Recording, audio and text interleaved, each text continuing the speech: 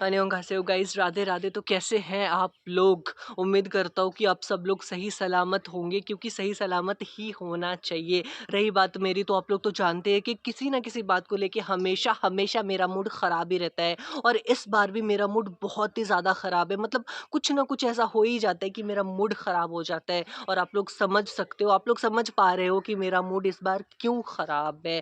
भाई साहब, कभी कभी ना मुझे ऐसा लगता है कि मुझे मेरा हैशटैग भाई साहब गाय बदल के मूड खराब गाय रख लेना चाहिए। तो पहले बात करेंगे अरमान के बारे में। आई टेल यू गाइज, अरमान सा की हरकतें देख के ना मेरा खून खौल रहा है। मतलब अबीरा ने ना उसे प्यार से खड़ूसमान नाम दिया था, लेकिन वो सचमुच खड़ूस होता जा रहा है। मतलब मैं उसे समझ पा रहा हूँ, उसकी ओवर प्रोटेक्टिवनेस, ओवर पॉसेसिवनेस समझ में आती है। मुझे तो खूब समझ में आती है, इसीलिए मैंने उसके फेवर में वीडियो भी बनाई थी। उसके लिए बहुत अच्छी अच्छी बातें भी बोली थी, लोगों को भी बोला था कि उसे समझो भाई, उसने अपने अपनों को खोया है, अपनों का विश्वास खोया है, अपनों से धोखा खाया है।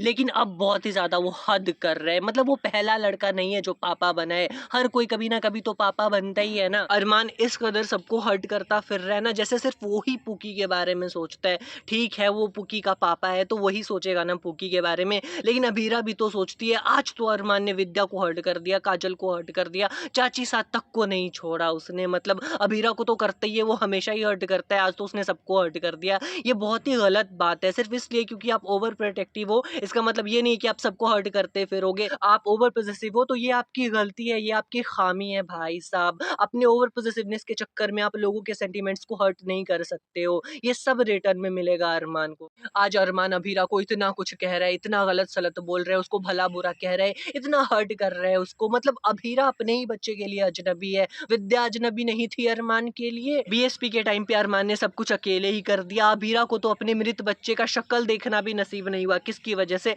अरमान की वजह से। और इस बार भी अरमान की वजह से अबीरा अपने बच्चे से दूर हो रही है। मतलब अरमान के लॉजिक के हिसाब से रूही ने पुकी को जन्म दिया है, इसीलिए रूही और पुकी का एक कनेक्शन है, लेकिन अबीरा अपने ही बच्चे के लिए अजनबी है। ये बात बोलते अरमान का कलेजा भी नहीं कचोटता। मतलब अगर यही लॉजिक है, तो जब उस वक्त अरमान ने अबीरा के पास दक्ष को रखा था, तब उसने ये बात क्यों नहीं सोची कि दक्ष को तो अबीरा ने जन्म ही नहीं दिया है, तो इन दोनों के बीच तो कोई कनेक्शन ही नहीं होगा। अबीरा तो दक्ष की माँ कभी बन ही नहीं पाएगी, अबीरा तो दक्ष का ख्याल रख ही नहीं पाएगी। अरमान देख पा रहा है, सब देख पा रहे हैं कि अबीरा दक्ष के लिए क्या क्या करती है। मुझे तो लगता है रूही से भी ज्यादा जरूरी दक्ष के लिए अबीरा है। अबीरा दक्ष के लिए सब कुछ करती है, सबसे लड़ जाती है, उसने कई बार प्रूव भी किया है। अरमान को ये सब दिख नहीं रहा क्या? अबीरा को अब पता है कि दक्ष उसका बच्चा नहीं है, लेकिन इससे कुछ भी नहीं बदला। अबीरा दक्ष को अब भी उतना ही प्यार करती है जितना वो पहले करती थी। तो सोचो, जो अपनी बहन के बच्चे के लिए इतना कुछ कर सकती है, वो अपने बच्चे के लिए क्या क्या करेगी। लेकिन अरमान ये सब सोच नहीं सकता है, उसकी तो सोच ही पता नहीं कहाँ चली गई है। पता नहीं कौन से पिल्स ले रहा है जो उसको इतने सेंसेशंस हो रहे हैं। अरमान के हिसाब से तो वो ही सब कुछ सोचता है पूकी के लिए, मतलब और कोई तो कुछ सोचता ही नहीं है।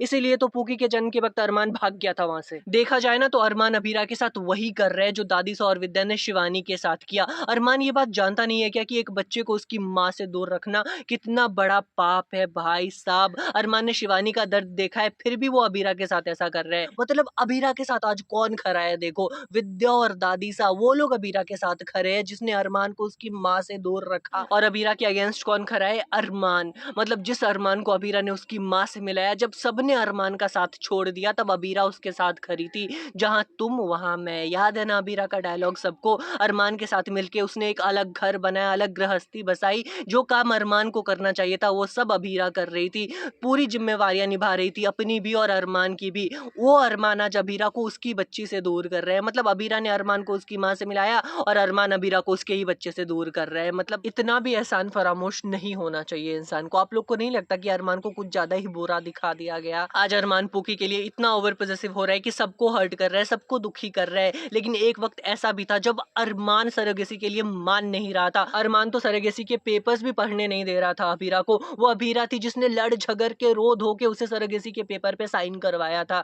मतलब ये सब कुछ भूल चुका है अरमान, उसको कुछ भी याद नहीं है। कोई याद दिलाओ यार, कोई तो याद दिलाओ। दिलाओ रूही, प्लीज तुम ही याद दिलाओ। अब करते हैं बात अरमान और शिवानी की। 2 दिन से मदर्स डे सेलिब्रेट हो रहा है भैया, केकेएच में कोई अपनी माँ के गले मिल रहा है, तो कोई अपनी माँ की फोटो पे हार चढ़ा रहा है, कोई अपनी माँ को याद करके इमोशनल हो रहा है, लेकिन अरमान ने तो नाम तक नहीं लिया शिवानी का, याद तक नहीं किया उसको। मतलब इतनी जल्दी वो अपनी माँ को भूल गया। अभी कितने दिन हुए हैं शिवानी को गुजरे हुए, मतलब अपनी बेटी के आते ही माँ को भूल गया। इसीलिए अरमान को ना सब धोखा देते हैं, क्योंकि उसको कदर ही नहीं है रिश्तों की। मतलब ये उम्मीद नहीं थी यार अरमान से कि वो इतनी जल्दी अपनी माँ को भूल जाएगा। विद्या लाख बुरी है, लेकिन उसने अपने बेटे को याद तो किया। अरमान ने तो शिवानी को याद तक नहीं किया। मतलब उसको फुर्सत ही कहाँ है, उसको अबीरा को कोसने से फुर्सत ही नहीं है भाई साहब। गाइस बातें तो होती रहेंगी, लेकिन उसे बीच पैसे भी आने चाहिए, तो मैंने सोचा थोड़ा प्रमोशन भी कर लेता हूँ। इसीलिए आप लोगों को एक शख्स से मिलवाना चाहता हूँ इससे। ये है मेरे जीजू की पत्नी, और जीजू ने बोला है मैं आपको खूब सारे पैसे दूंगा। उन्होंने खूब ब्राइब कर दिया मेरे को कि मेरी कन्या का चैनल भी ग्रो करवा दो। उन्होंने थोड़े हाथ पाँव भी पकड़े, तो मैंने सोचा कि करवा ही देता हूँ यार, क्या हो जाएगा, पैसे भी आ जाएंगे। और जीजा जी मेरे पैरों में, तो इसीलिए इसका मैं नया चैनल बना रहा हूँ, ठीक है। तो आप लोग इसको भी खूब सपोर्ट कीजिएगा, खूब प्यार बरसाइएगा। ये अपनी बातों से आपको बोर कर देगी, लेकिन आप प्लीज़ अपना प्यार बरसाइएगा ही प्लीज़। गाइज उससे भी ज़रूरी बात मैं आप लोगों को बताना चाहता हूँ कि ये मेरे से भी पहले वायर केकेएच की फ़ैन रह चुकी है। मतलब लॉयल फ़ैन तो नहीं है, क्योंकि अभी नहीं देखती है, लेकिन मैंने पहले यही देखती थी, बाद में मैंने देखना चालू किया था। तो तुमको कौन सा जनरेशन तुम्हारा फेवरेट है, वही बता दो। नायरा कार्तिक। हाँ नायरा कार्तिक, यानी कि जनरेशन 2। जनरेशन 3 देखी हो? हाँ जनरेशन 3 देखी हूँ। जनरेशन 3 में कौन कौन था बताओ, जन 3 में कौन? अभिनव, अक्षरा, अभिमन्यु। और उससे भी बड़ी बात गाइज, ये ना जीएचके के पीएम की भी फैन रह चुकी है, जहाँ पे एक लड़की 3-3 लड़कों से शादी करती है। बताओ, सभी तीसरी बार शादी करेगी, कैसा लग रहा है आपको? बताइए बताइए बताइए। तो आपको सभी ईशान पसंद थे या फिर सभी रजत?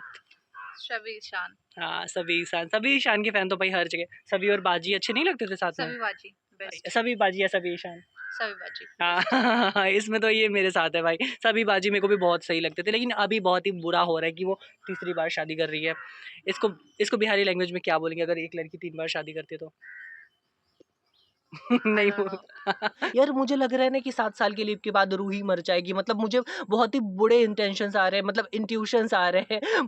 मतलब अगर रूही होगी तो रूही संभालेगी दक्ष को। हाँ रूही अबीरा साथ में रह सकते हैं, लेकिन रूही का तो कुछ नाम ही नहीं आ रहा है। लेकिन मैं तहे दिल से यही चाहूंगा कि रूही को नहीं मरना चाहिए। मतलब हम तो कभी नहीं चाहेंगे कि गर्विता शो छोड़ के जाएं भाई साहब। और नहीं बोल पाऊंगा यार, अब आऊंगा दूसरी वीडियो लेके, जल्द ही आऊंगा, इतने लंबे लंबे पॉजेस नहीं लूंगा। तब तक के लिए टाटा बाय बाय। अगर वीडियो पसंद आई हो तो do like share and subscribe, show some love guys. गरीब का भला हो सकता है आपके एक सब्सक्रिप्शन से।